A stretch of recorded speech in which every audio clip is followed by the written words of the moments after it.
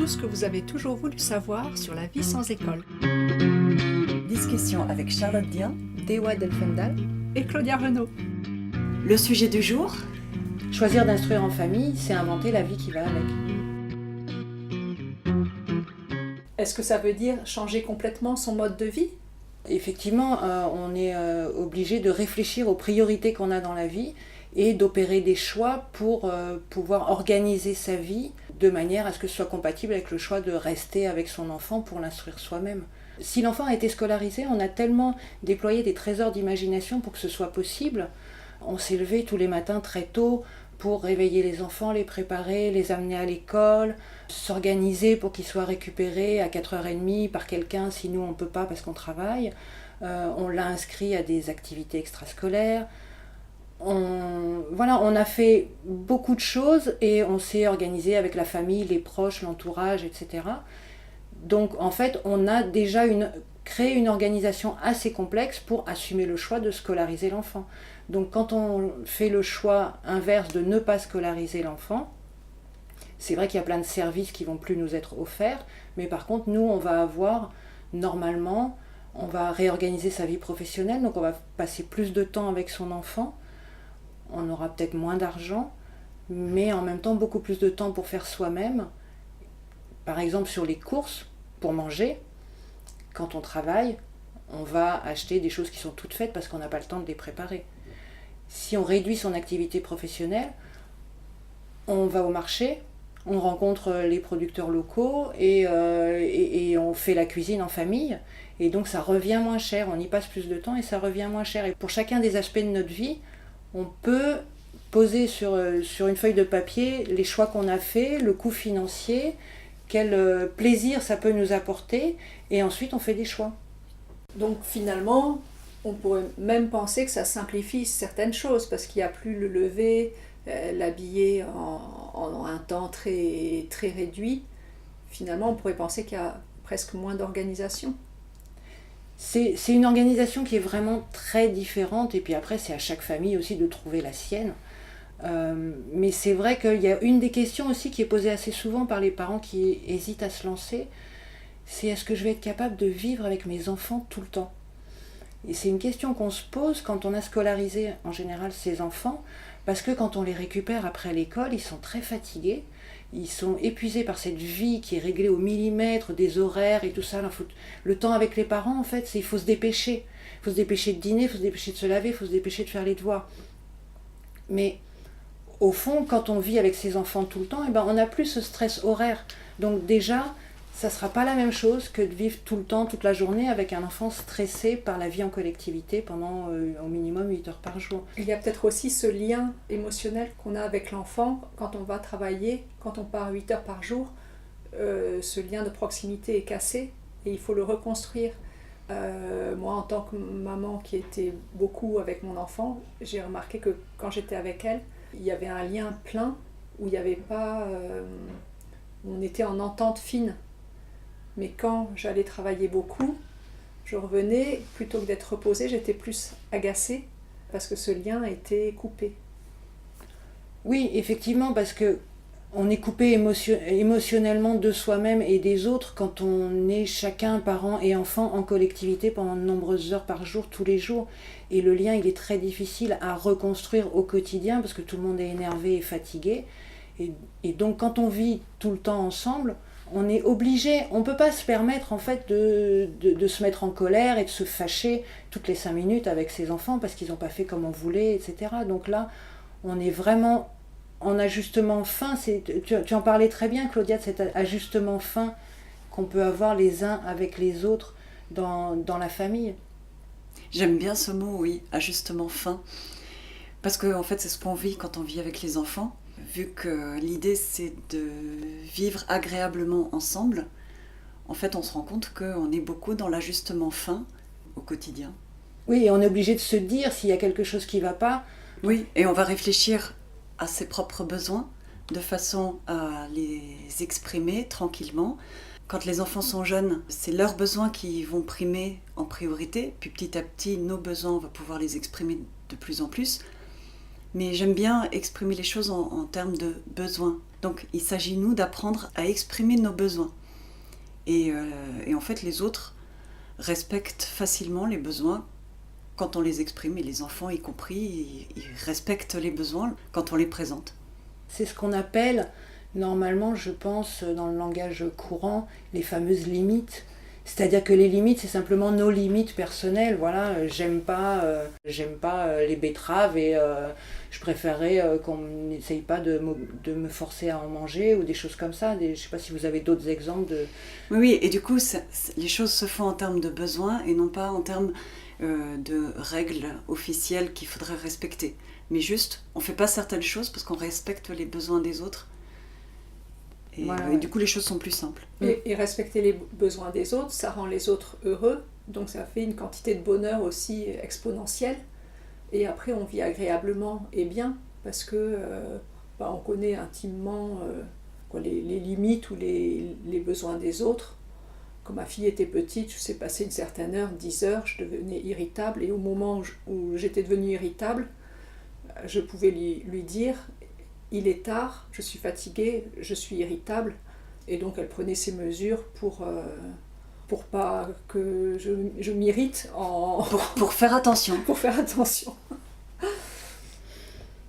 Ouais, et les enfants aiment faire attention aux autres, ils aiment faire attention aux besoins des autres, surtout si on a passé du temps à faire attention à leurs besoins. Du coup, comme ils sont dans l'imitation, ils font aussi attention à nos besoins.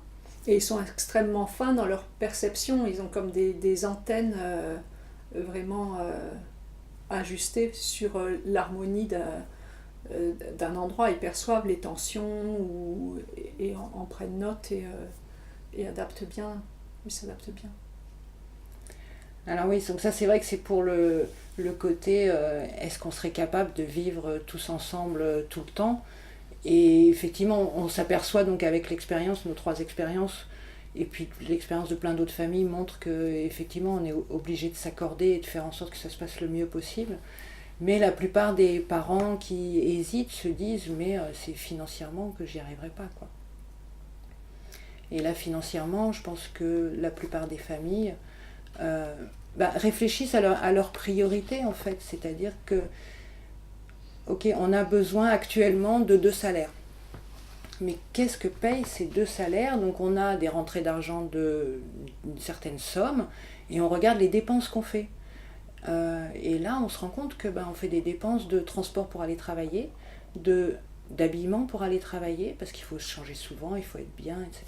Et en plus, quand on travaille, moi ça me frappait, quand je travaillais beaucoup, quand je rentrais, j'avais régulièrement envie de m'acheter un vêtement, comme une espèce de compensation du temps que j'avais passé à travailler. Même si j'aimais beaucoup le travail, mais juste, il y avait une envie d'avoir quelque chose qui compenserait ce temps-là. Et ça disparaît ensuite. C'est ça, c'est qu'en fait, on se rend compte qu'on a des besoins de compensation de ce temps qu'on passe à gagner de l'argent. Et si on aligne tous les chiffres comme ça, les repas à l'extérieur, et après tout ce qui concerne la scolarisation des enfants, parce que l'école est gratuite en France, certes, mais donc déjà pour l'habillement, les tenues de sport, le matériel de dessin, les cahiers, les livres qu'on rajoute, les activités qu'on rajoute en plus pour agrémenter, etc. On se rend compte que en fait pour une famille, je crois que j'ai plus les chiffres là, mais il me semble que c'était environ 800 € pour un enfant de primaire et donc plus pour le collège et le lycée. Et si on choisit de faire l'instruction à la maison, les fournitures scolaires, elles ne sont pas jetées tous les ans, on garde les mêmes cahiers d'une année sur l'autre si on ne les a pas finis, les livres on les garde aussi, ou on les échange, ou on les emprunte à la bibliothèque. Et donc on peut regarder ces dépenses contraintes qu'on a du fait de travailler, que les 2 parents travaillent, et toutes ces dépenses qui sont liées au choix de ce mode de vie, 2 parents qui travaillent et les enfants à l'école. Et après, si un des 2 parents arrête momentanément son activité professionnelle ou s'il passe à mi-temps, il y a moins d'argent dans la famille, mais comme on le disait, plus de temps pour faire les choses soi-même, donc ça coûte moins. Et donc l'un dans l'autre, on s'y retrouve en fait. Ouais, mais non. Non. Non, je pense que quand même, on gagne moins d'argent en instruction en famille, mais en fait, ça nous va.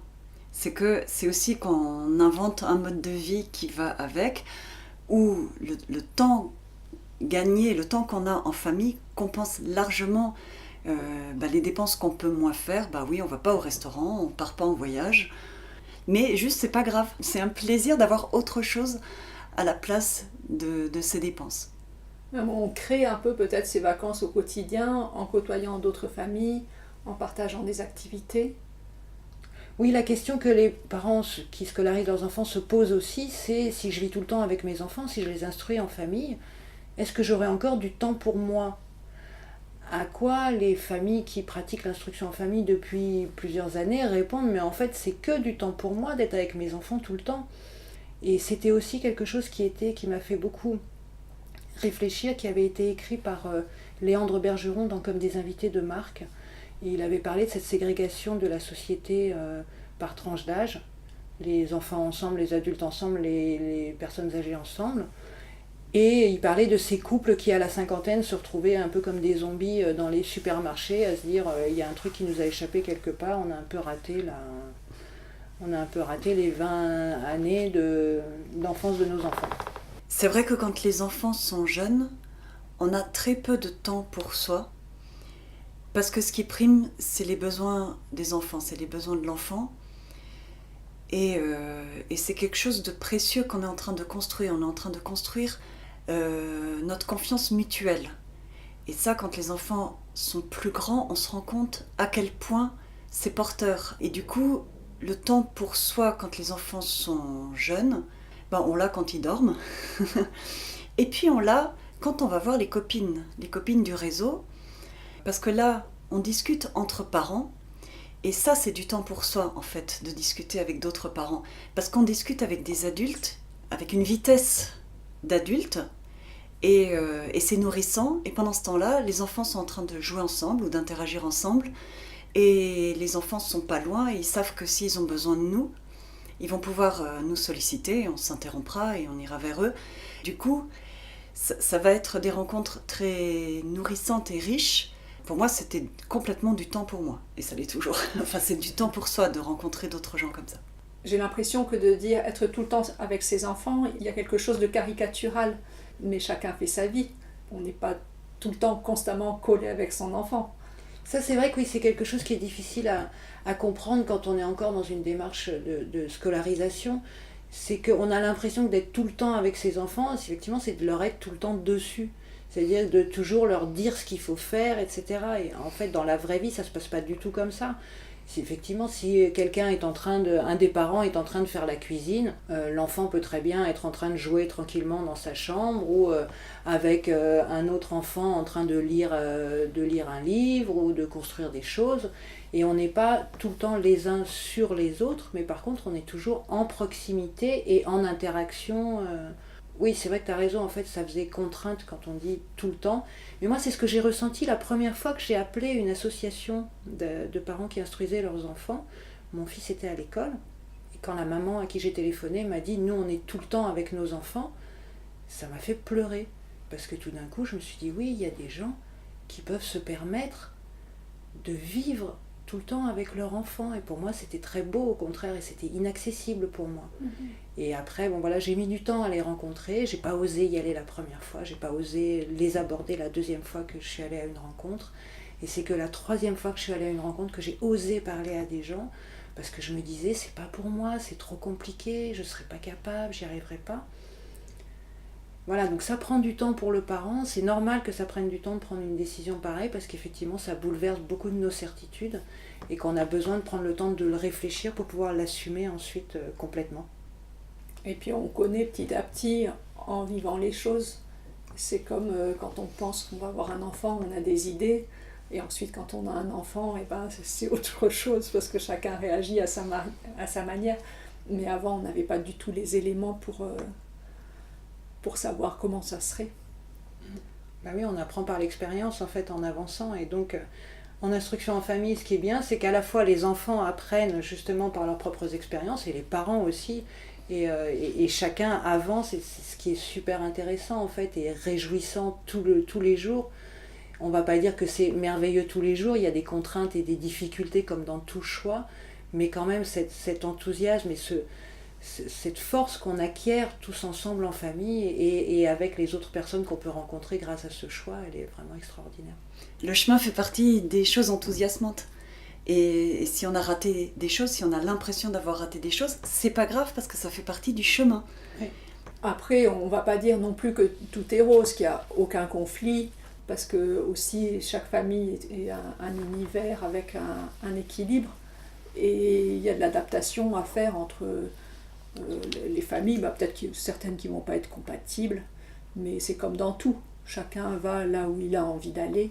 Et puis aussi, souvent les familles qui commencent à s'intéresser à l'instruction en famille et qui doutent, comparent à d'autres, elles pensent qu'elles ne vont pas savoir faire ceci, savoir faire cela. Mais en fait, j'ai l'impression que l'important, c'est que chacun apprenne à s'écouter soi-même. On ne sera jamais comme les autres. Ce ne sera pas intéressant d'être comme les autres. Il y a cette phrase-là qui dit... Essayez d'être vous-même, les autres sont déjà pris. Voilà, c'est ça. Oscar Wilde, je crois. Et c'est ça qui fait la richesse, quoi, que chacun... et puis il faut juste se jeter à l'eau, faire un premier pas, un deuxième pas. Et réfléchir à ce qu'on a vraiment envie de faire soi. Pas parce que c'est intéressant de faire ce qu'on a envie de faire soi. Et puis c'est comme ça que les enfants se découvrent eux-mêmes et ce qu'ils ont envie de faire eux-mêmes, qui ne sera pas la même chose que ce que les parents ont envie de développer pour eux-mêmes. Mais c'est vrai que il ne faut pas qu'on ait l'impression, en nous entendant, que tout est toujours rose.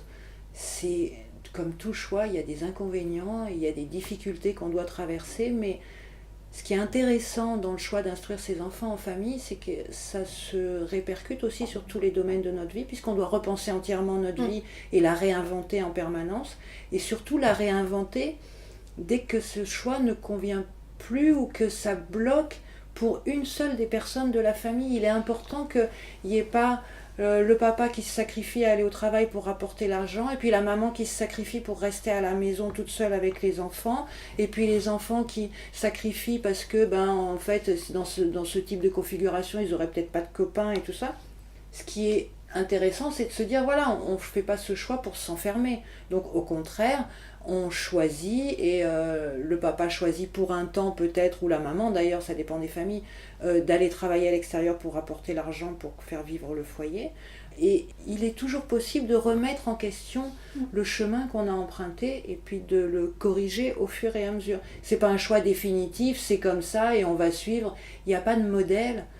Moi je me souviens, la première réunion à laquelle j'ai assisté avec des familles qui instruisaient, je me suis retrouvée face à une maman qui nous montrait des présentations qu'elle avait faites avec ses enfants sur du beau papier, avec des photos et tout ça. C'était magnifique et je me disais, je serais juste incapable de faire ça.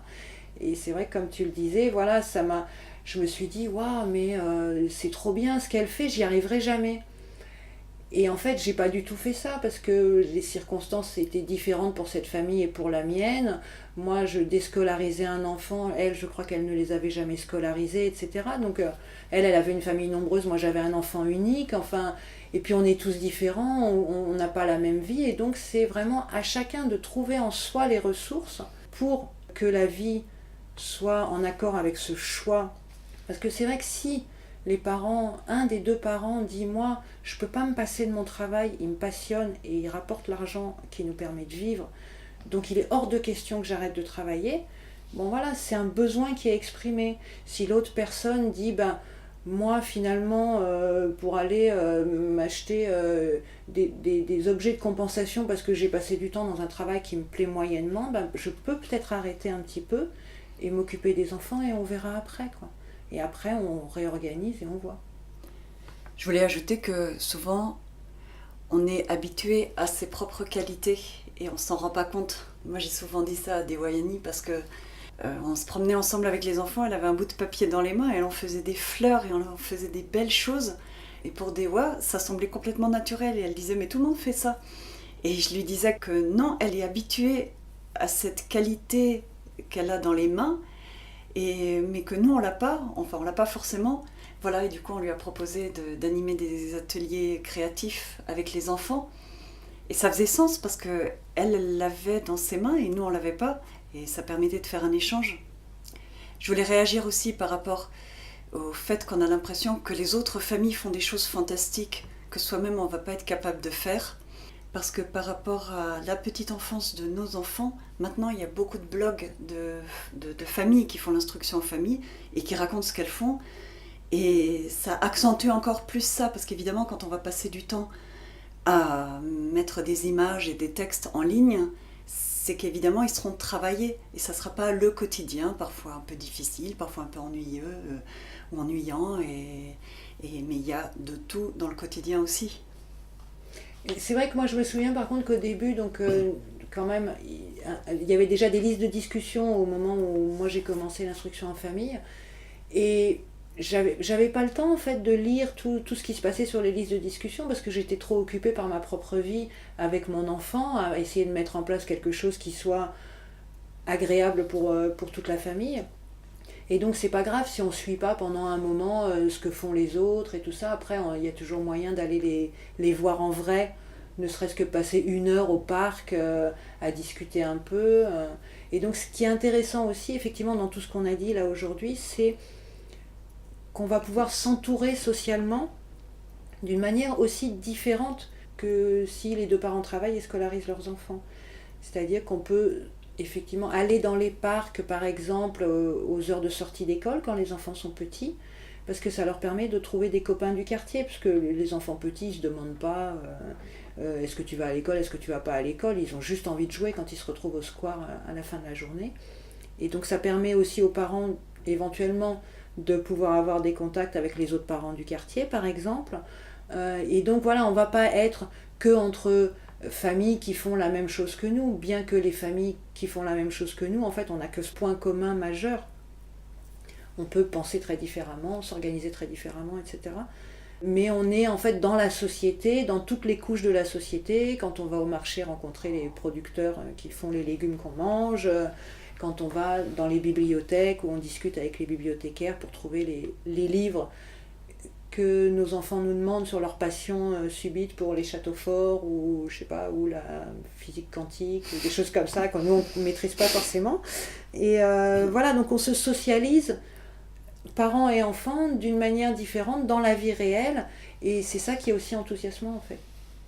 C'est vrai qu'on a beaucoup parlé d'être tout le temps avec ses enfants, donc on pourrait croire qu'on est refermé sur soi-même, alors qu'au contraire il y a une immense ouverture parce qu'il y a beaucoup de souplesse pour sortir, aller voir plein de gens différents, changer d'orientation. On rencontre beaucoup de monde, on sort beaucoup, on voit des gens de toutes les couches de la société. Moi, il y a quelque chose qui m'avait frappée quand les enfants étaient jeunes et qu'on allait au square, c'est que quand j'entendais les conversations entre les parents qui étaient là, c'était beaucoup de comparaisons sur les mérites des enfants, sur ce qu'ils étaient capables de faire, ce qu'ils faisaient, sur les activités qu'ils faisaient, mais sur un mode compétitif. Et ensuite, quand on se rencontrait dans le réseau d'instruction en famille, j'avais été ravie de voir qu'en fait, on échangeait aussi et beaucoup sur nos difficultés, sur nos doutes, sur nos questionnements, et pas sur les réussites incessantes de nos enfants dans tous les domaines. Moi, ça m'avait frappé, ça, dans les squares.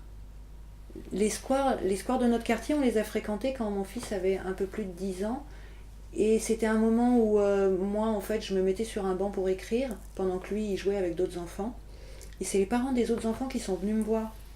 Moi, j'étais dans mon coin, je discutais avec personne.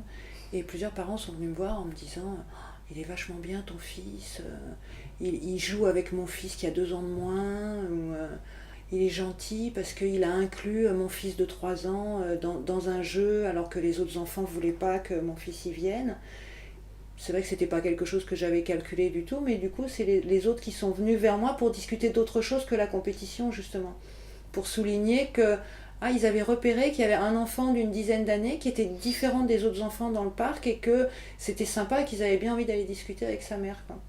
Ouais, c'est quelque chose qui avait été dit à Oriane aussi quand elle avait 16 ans et qu'elle jouait avec les enfants de 4-5 ans. Et c'était au Jardin de Franck, c'était Maman Monsco. Ah oui. Mais qui venait peut-être de découvrir l'instruction en famille. Elle avait été touchée que les grands enfants jouent avec les plus jeunes. Et peut-être qu'on peut aussi relier au fait que quand il y a des journalistes qui viennent interroger des gens, des familles, ou des films qui sont faits sur l'instruction en famille, Souvent on reproche aux familles de ne pas souligner les difficultés et de faire croire que tout est rose. C'est pas tellement ça, mais ça revient au fait qu'on a la liberté de choisir et de changer d'orientation dès que quelque chose va mal. Donc on n'est pas noté, il n'y a pas cette notion de jugement du bien et du mal, du bon et du mauvais. On fait les choses et on s'adapte au fur et à mesure. Il n'y a pas de notion d'échec ou de difficulté, parce que en fait, c'est une richesse dans la difficulté. Donc dans chaque chose, il y a les deux côtés. Et quand quelque chose n'est pas au top, on le remet en question, on se réoriente pour faire mieux après, parce que quelque chose s'est révélé et on s'est réorienté. Oui, c'est vrai, ça, cette question que les difficultés ne sont pas mises en avant. Ça avait été pas mal critiqué aussi concernant Être et Devenir, concernant le film Clara Bellard, qu'il n'y aurait que des familles qui ont l'air de vivre bien leur vie de famille qui ne connaissent pas l'école. Ça lui a été reproché. Et en fait, l'explication, c'est ce que tu dis, c'est que quand il y a des difficultés, eh ben, on va se poser la question, quoi faire, quoi améliorer, quoi changer pour dépasser les difficultés. C'est nous qui nous remettons en question et donc on avance, et justement les conversations avec les autres parents sont très importantes, mais c'est pas des discussions qu'on a envie d'avoir en public, surtout avec des enfants petits, parce qu'on doute quand même un petit peu toujours et qu'on a plus envie d'avancer dans notre propre questionnement que de l'étaler. Et puis aussi, peut-être que ça peut être des petites choses. Moi, je sais que quand j'ai eu besoin de soutien ou du flou sur une chose et que j'ai partagé avec d'autres personnes, c'était ponctuel dans une situation où il y avait quelque chose qui se relevait. Et j'ai échangé avec d'autres familles qui m'ont aidé à passer ce pas où moi je ne voyais pas. Mais je ne vais pas parler d'un petit détail sur une radio. Souvent, quand je discute avec des nouveaux parents, des jeunes parents, je réalise en fait que eux auront à faire activement 4 choses que propose l'école, à savoir les apprentissages, c'est ce à quoi elles pensent en premier lieu, le fait que l'école garde leurs enfants, le fait que l'école s'occupe du repas de midi, et aussi l'école assure, entre guillemets, la fourniture de copains. Les parents au départ, les nouveaux parents, les jeunes parents qui déscolarisent, ne se rendent pas compte que là aussi il va falloir qu'ils soient actifs, qu'ils trouvent des solutions pour que leurs enfants aient des copains dans leur quartier ou plus loin pour jouer ensemble. Mais c'est vrai qu'il y a aussi des familles aujourd'hui qui peuvent très bien se passer de rencontres avec d'autres familles non scolarisantes, parce que l'enfant a des activités extrascolaires en général. Évidemment, l'instruction en famille ne coupe pas des activités extrascolaires, donc l'enfant peut faire du sport, de la musique, des choses comme ça, et rencontre dans ses activités d'autres enfants avec qui il s'entend bien, donc il a son lot de copains, et ça peut très bien partir de là, les copains du sport, ou de la musique, ou du square, et on n'est pas obligé d'aller forcément rencontrer des familles qui ne scolarisent pas non plus. Ça peut être intéressant, c'est un plus, mais c'est pas obligatoire en fait. Et j'ai entendu des histoires aussi de familles qui reçoivent les autres copains chez eux le mercredi, le samedi, parce que les familles sont contentes d'avoir du monde à la maison, et les autres parents, ça leur fait une solution de garde pour le mercredi après-midi, avant ou après l'activité. Ou même, je connaissais une famille aussi qui recevait les enfants après l'école à 4h30. Et les enfants jouaient ensemble à la maison. Donc il y avait une jeune fille qui n'allait pas à l'école et les autres copains qui, eux, rentraient de l'école. C'est vrai qu'on faisait ça aussi dans le bâtiment avec ma fille. On allait se promener, faire des sorties pendant la journée. Et on essayait toujours de rentrer à 4h30 pour récupérer la petite voisine dont les parents travaillaient jusqu'à 8h du soir. Et comme ça, la petite voisine venait passer 4 heures à la maison. Et c'était très sympa. Donc en fait, voilà, l'instruction en famille, c'est un choix de vie. C'est-à-dire qu'on ne peut pas garder la vie qu'on avait avant les 2 parents qui travaillent et les enfants à l'école, si c'était le cas. Donc on va être obligé de changer des choses forcément. On va certainement gagner beaucoup moins d'argent. Mais en compensation, on aura beaucoup plus de temps pour faire les choses soi-même et on dépensera aussi forcément mécaniquement moins d'argent. On sera en interaction fine avec les membres de sa famille, c'est-à-dire qu'on sera obligé aussi de s'ajuster finement les uns avec les autres pour que ça se passe le mieux possible. On va donc travailler différemment et se socialiser tous, parents et enfants, différemment, mais peut-être avec plus de plaisir et d'enthousiasme. On fait ce choix parce que c'est quelque chose qui fait sens pour nous et au fur et à mesure, on invente la vie qui va autour de ce choix et on avance chacun à notre manière en faisant le mieux possible pour nous et notre famille. L'instruction en famille, c'est tout un choix de vie. Tout ce que vous avez toujours voulu savoir sur la vie sans école. Discussion avec Charlotte Dien, Dewayani Delfendal, Claudia Renaud.